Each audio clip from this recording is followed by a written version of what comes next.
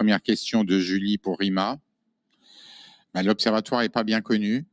Donc, comment ça fonctionne? Quel financement? Quel personnel? Oui, bon, c'est et vrai. En 1 minute en plus. Oui, hein. oui, oui. Donc l'Observatoire, c'est une ONG qui est assez récente puisqu'on a débuté nos activités en septembre 2019 et puis on a été accompagné par Singa, l'incubateur de Singa, sur tout le développement, la structuration de ce projet.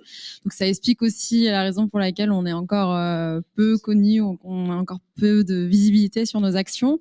On réunit à ce jour une centaine de contributeurs et contributrices qui sont en France mais aussi à l'international et on travaille sur 3 missions, donc que sont le recensement et l'étude systématique de chaque camp qui serait recensé, pour lequel on produit une fiche explicative d'une dizaine de pages qui présente à la fois le contexte d'installation, le mode de gestion, mais également le rôle de l'État et un quatrième et dernier point dans ces fiches-là, on retrouve les problèmes et besoins des réfugiés qui sont installés dans ce camp.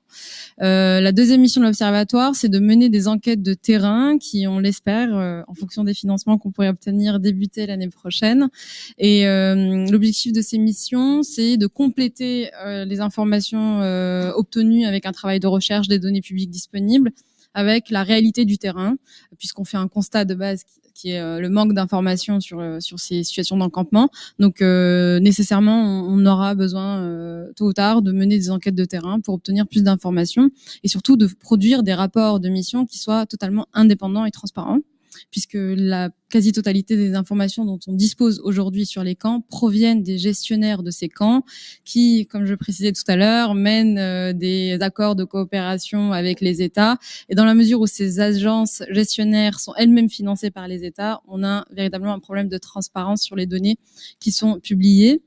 Et enfin, la troisième et dernière mission de l'Observatoire, je l'ai brièvement évoqué tout à l'heure, c'est la mission de plaidoyer et de sensibilisation, mais surtout à terme de proposer des recommandations en matière de gestion et d'administration des camps, en s'inspirant des bonnes pratiques, de recommandations qui peuvent être faites sur le sujet, des initiatives qui peuvent être aussi lancées par le HCR sur toute la question, tout le volet de l'alternative à l'encampement. Et donc voilà, globalement, ces 3 missions de l'Observatoire, le nombre de contributeurs actuels.